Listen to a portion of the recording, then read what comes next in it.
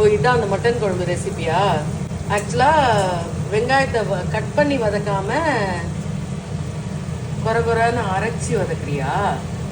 இந்த பக்கம் இதை ஓப்பன் பண்ண அப்படியே இந்த பக்கம் மட்டன் வேக வச்சிட்டியா? சிக்கன் மட்டன் இது சிக்கன் எதுவுமே தெரியல உங்களுக்கு. நீங்க வந்து இப்ப வீடியோ எடுக்கிச்சு. நான் வெஜிடேரியன். இது என்ன கருப்பு கருப்பா இருக்கு?